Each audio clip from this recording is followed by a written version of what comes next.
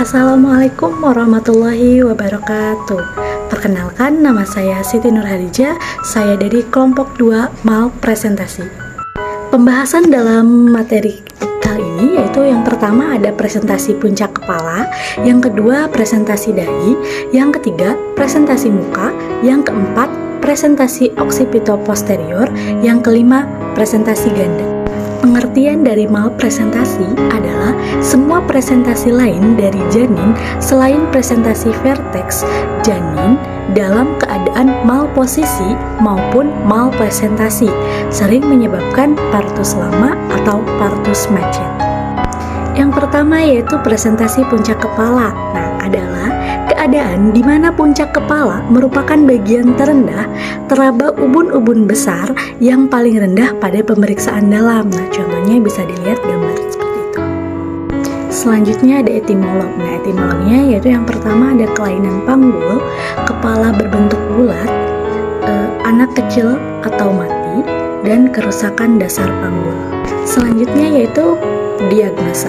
Pada pemeriksaan palpasi, karena tidak ada pleksi maupun ekstensi pada kepala janin, maka tidak teraba dengan jelas adanya tonjolan kepala pada sisi yang satu maupun sisi yang lainnya. Nah, saturan sagittalis umumnya teraba pada diameter transversal panggul, ubun-ubun besar dan ubun-ubun kecil dapat diraba dan dikenali dengan mudah. Keduanya sama tinggi dalam panggul. Komplikasi itu ada dua, yaitu pada ibu dan pada bayi. Nah, pada ibu itu terjadi vartus yang lama atau robekan jalan lahir yang lebih luas. Nah, untuk pada bayi yaitu terjadinya Maulig hebat sehingga mortalitas pada bayi tinggi. Nah, untuk tindakannya yaitu idealnya pada setiap kelainan presentasi dan posisi dari kepala janin, tindakan bidan adalah merujuk, kecuali keadaan janin kecil, panggul normal, jarak rumah dan tempat rujukan yang jauh, maka bidan dapat menolong pasien dengan melakukan impokonsen terlebih dahulu.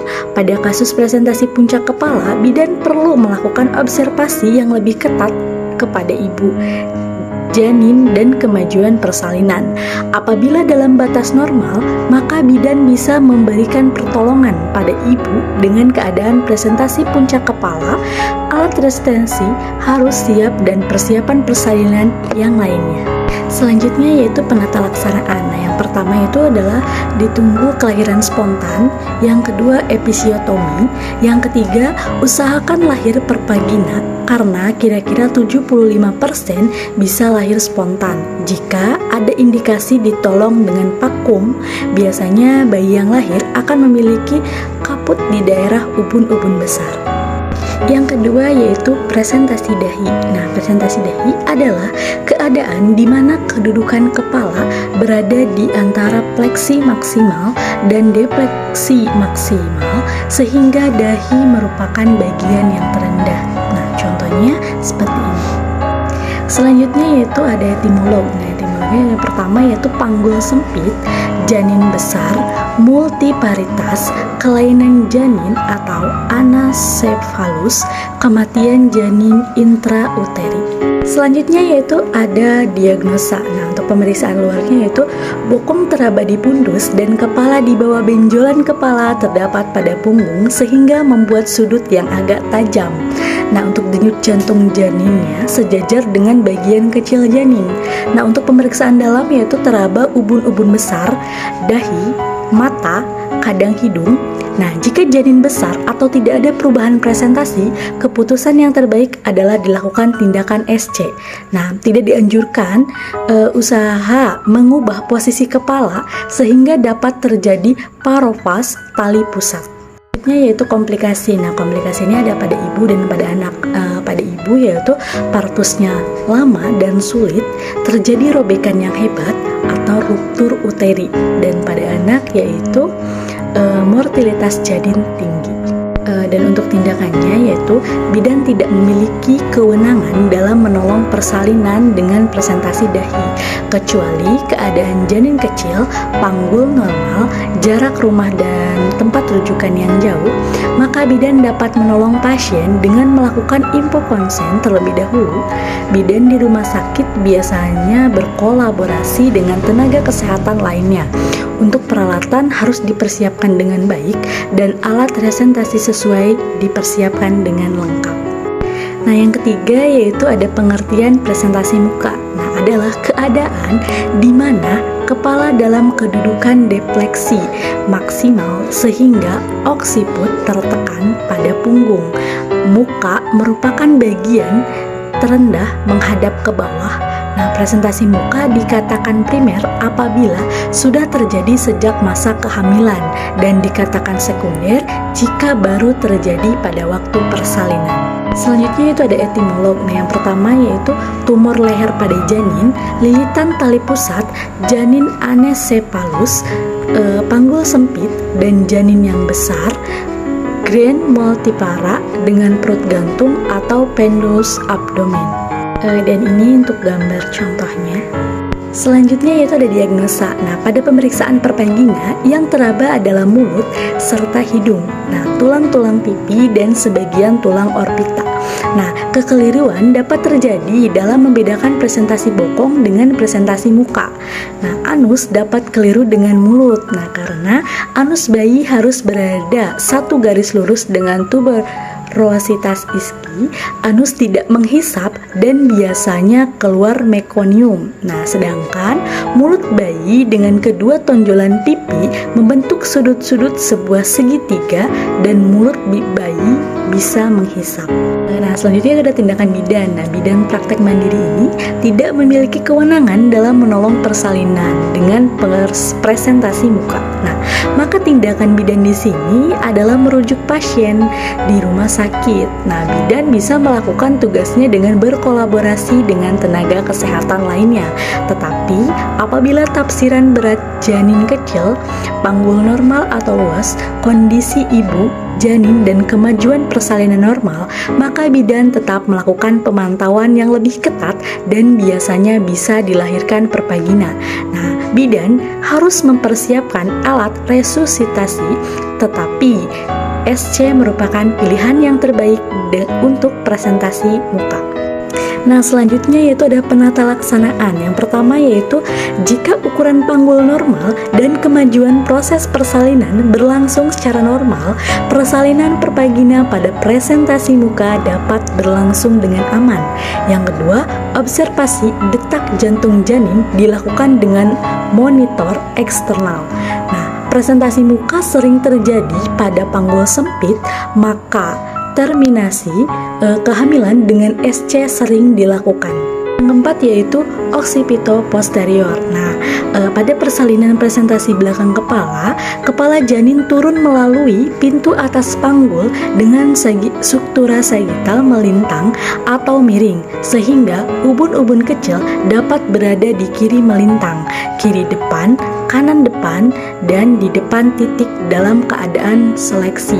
Nah, bagian kepala yang pertama mencapai dasar panggul adalah oksiput. Siput akan memutar ke depan ke dasar panggul dengan musculus levator ani membentuk ruang yang lebih luas di depan sehingga memberi tempat yang lebih sesuai bagi oksiput.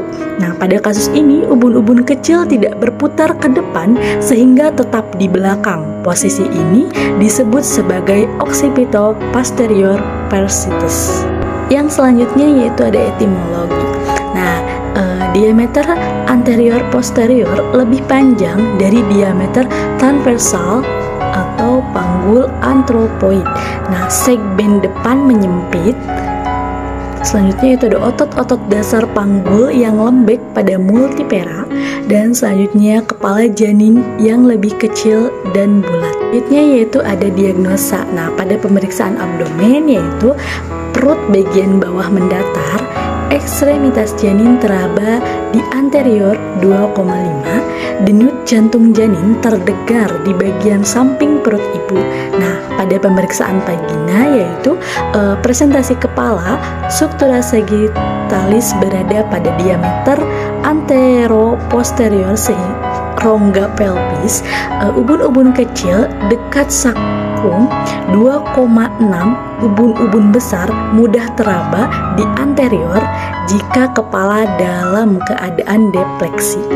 Nah, selanjutnya yaitu penata laksanaan. Nah, yang pertama itu dapat ditunggu persalinan spontan jika ada tanda-tanda persalinan macet atau ada tanda gawat janin, segera lakukan tindakan SC. Nah, jika ketuban utuh, lakukan pemecahan ketuban. Jika pembukaan kepala janin teraba 1/5, dilakukan ekstensi vakum. Yang kelima yaitu ada pengertian presentasi ganda. Nah, merupakan kondisi di mana di samping bagian terendah janin yaitu kepala atau bokong, di dalam rongga panggul teraba anggota badan yang lainnya seperti lengan, tangan, dan kaki. Nah, selanjutnya ada faktor penyebab. Yang pertama itu ada prematur, yang kedua multiparitas, yang ketiga panggul sempit, yang keempat kehamilan ganda, yang kelima janin kecil, yang keenam pecahan selaput ketuban dengan bagian terendah janin tinggi.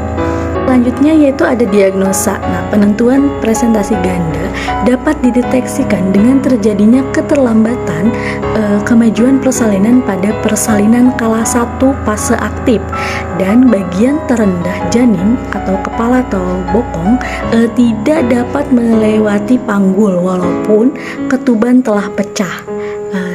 Untuk memastikan keadaan ini dapat dilakukan dengan pemeriksaan dalam. Selanjutnya yaitu ada penanganan. Kelahiran spontan dapat dilakukan jika janin kecil, janin mati yang sudah mengalami maserasi, dan apabila terjadi responsi spontan untuk mengurangi terjadinya resiko pada janin. Nah, seperti hipoksi, gawat janin, terutama pada janin dan ibu, partusnya lama, maternal distress, ruptur perineum, derajat 3, pendarahan, maka persalinan dapat dilakukan dengan SC. Nah, kesimpulannya yaitu berdasarkan pemaparan di atas dapat disimpulkan bahwa adanya kelainan, malposisi, dan malpresentasi dapat mengganggu terjadinya persalinan, yaitu dapat mengakibatkan partus macet atau lama dan kematian perinatal. Segitu saja presentasi dari saya. Wassalamualaikum warahmatullahi wabarakatuh.